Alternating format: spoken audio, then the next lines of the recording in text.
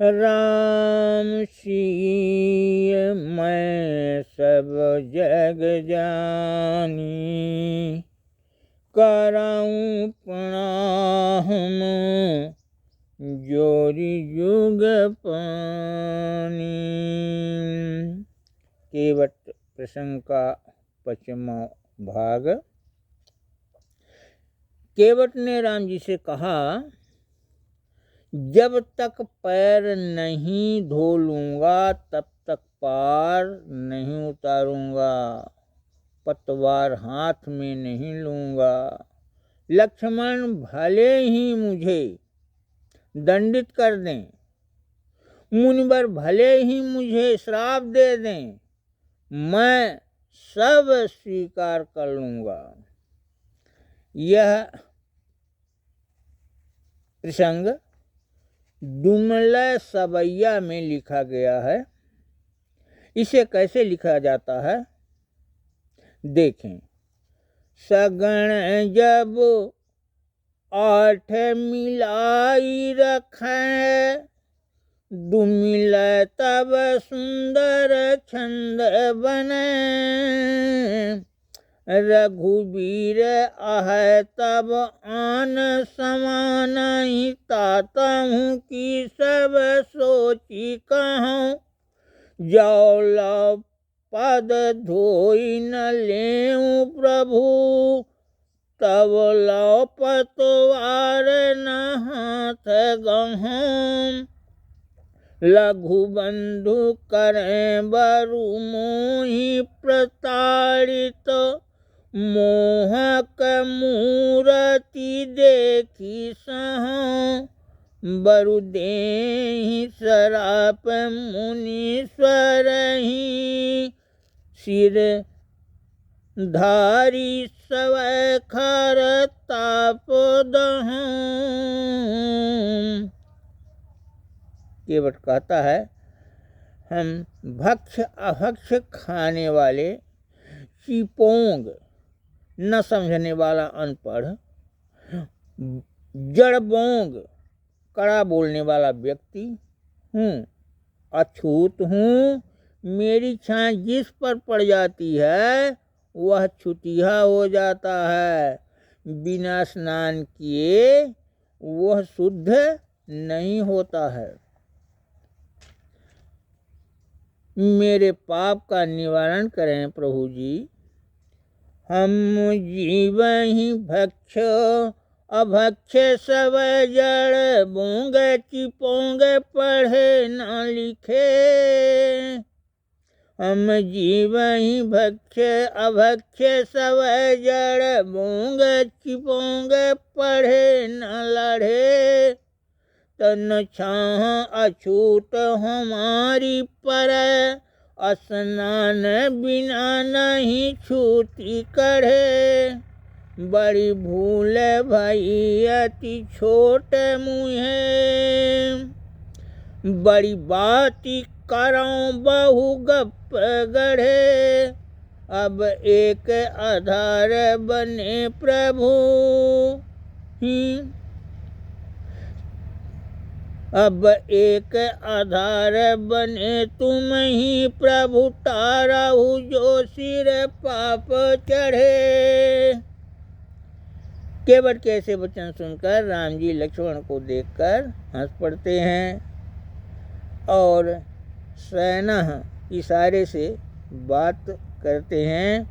यह कच्छप योनि में मेरे पैरों के तले आना चाहता था और तुम नहीं आने देना दिए थे। आज यह पैर धोना चाह रहा है, तुम्हारी एक नहीं चलेगी। सुनी केवट बैन स्नेह सने, करुणा निधि भ्रातहि हेरि हसे। सब सैनहि बाती पुरानी कहें, तुम हुए फंदही आई फंसे। पद शोधी न पाई सी कच्छप जोनि, निरोधी रहे तुम डाढ़ से। अब चाहत सो पद पद्म पखारन, मानस भाव ललाम लसे। राम जी बोले, हम छल छद्म भरे लोगों को पसंद नहीं करते हैं। तुम जैसे निश्चल लोग ही मुझे भाते हैं। मैं तुम्हारा उपकार किसी तरह से नहीं करूँगा, किसी दूसरे स्थान में चला जाऊँगा। रघुवंश सरोज पतंग, कहाँ नहीं मोहि सुहातो हैं कलही।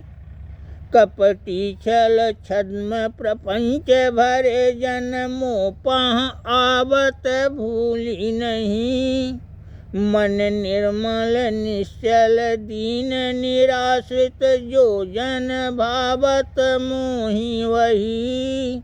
अपकार तुम्हार न रंच करो, अनतः हम जावे सुनो अवरी। जब राम जी ऐसा बोले, केवट राम के मुख की ओर एक टक देखने लगा। राम जी जौहाई लेते हैं। जौहाई लेते समय वह उनके मुख में सभी लोगों को देखता है, यहाँ तक कि अयोध्यापुरी के महल को, राम के जन्म को, खेलने जाते समय का दृश्य, विश्वामित्र के संग जाते समय, सभी दृश्यों को वह भगवान के मुख में एकटक देखता है।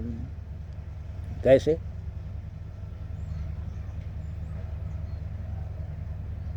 प्रभु बैन सुधा समपान करे, मुख मंजू निहारहि एक टकै। जमुहाई रहे मुँह फारी कृपालु,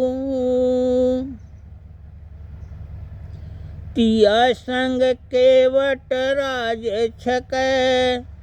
अब लोकत लोक सब मुँह माचित, चैन गयो मन नैन थकै। विधि लोक कहूँ यम लोक कहूँ, सुर लोक कहूँ रवि लोक तकै। फिर क्या देखता है? अब देशपुरी घर गाँव, अटा निप भवन सजेर निवास दिखे। मुनि मणि तोरण चारु ध्वजा फहरै, छहरै छवि भित्ति सुलेख लिखे। रनिवास दुआर लगी जन भीड़, जनी चढ़ी जोहत भवन सिखे। सुख खानी महामहिषी अगरे, प्रगटे सब देवन के पुरखे। केवट राम के मुख में राम जी के पैदा होने का दृश्य देखता है। राम जी कैसे हैं आप लोग भी देखिए जरा। नभ नील सरोरुह तूल कलेवर, कोटि मलोज मलिन कर। नवनील सरोरुह तूल कलेवर, कोटि मनोज मलिन कर। सुख मंदिर सुंदर रूप अनूप, महामहिषी चित चैन हरै। घुंघुरारी लट लटकै भुज मूल, सुपानीन आयुध चारि धरै। तन अंशुक पीत प्रकाश जगै, चपला चमकै तम तोम हरै। जननी यस भाव विभोर कहै, तब रूप छटा मन मोदमयी। शिशु रूप धरो मम मोद भरो, उर प्रीति प्रतीति निवाहि नहीं।